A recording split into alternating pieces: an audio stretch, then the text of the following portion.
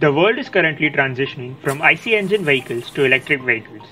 For EVs to maximize their potential, they have to overcome a few hurdles such as their range, charging time, and the infrastructure for these charging stations.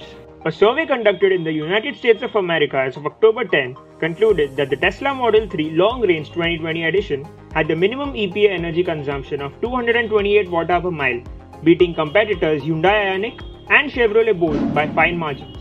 Hence, for this journey, we will be using the Tesla 3 Long Range with certain changes in its battery configuration and some added features which will help improve the efficiency of the vehicle. The primary duty of a battery thermal management system is to keep the batteries in an optimum temperature range, maintain an even temperature distribution in the battery pack, and avoid thermal runaway.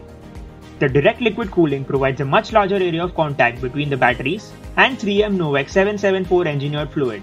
A 96-cell structure was analyzed and compared with tube cooling. It was found that direct immersion cooling has a greater cooling limit of up to 4.4 degrees Celsius than the original 2 degrees Celsius. The pumping power for the coolant is also much lower as the pressure is not very large due to larger operational area. The onboard sensors will detect the temperature of the batteries while charging and regulate the flow of the liquid coolant accordingly to keep them at the optimal temperature. From a substantial amount of collected data, a conclusion is drawn on the general behavior of EVs over different temperatures. Most EVs follow a similar temperature range curve. While both cold and hot temperatures impact range, colder climates have a larger impact. 21.5 degrees Celsius is the vehicle trip efficiency sweet spot. At this temperature, EVs are performing better than their rated range.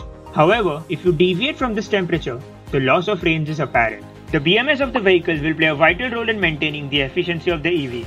An intelligent audio-visual system can be connected to the LED screen integrated with the BMS inside the car, which helps in optimizing the driving style of the driver. The integrated GPS receiver will be used for detecting speed limits. Based on powertrain measured efficiency, map system will inform the driver how to behave through the display.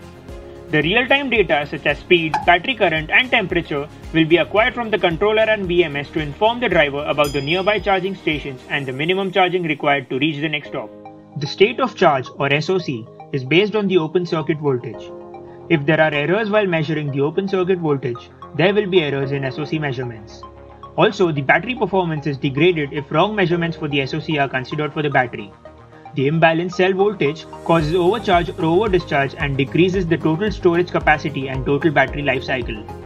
The solution to this problem is active balancing, which involves close monitoring of the batteries during their operation. The energy from higher energy cell is transferred to the lower energy cell.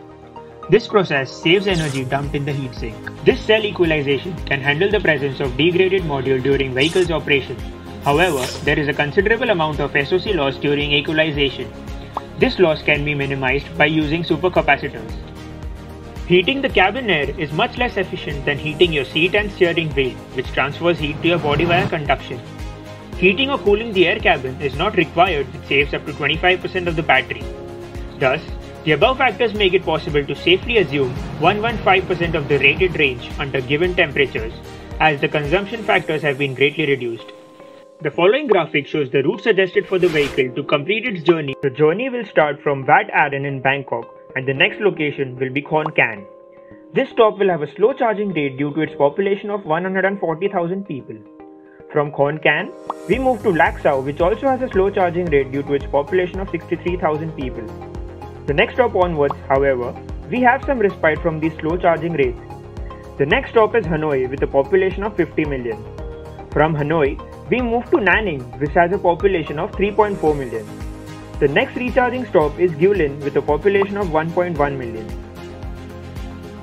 From Guilin, we go to Changsha with a population of 3 million. And then to Wuhan, which has a population of 8.3 million. The last recharging stop will be taken at Nanjing, which has a population of 7.1 million. After recharging at Nanjing, we reach Yew Garden in Shanghai, which is our final destination. Charging stations can be powered with the help of renewable sources of energy like wind and solar, which will help in reducing the overall CO2 emissions. We at DJS Smiles strongly believe that the future of mobility is electric. Advancements in battery optimization will lead to a greater range for EVs with less energy consumption. Thank you.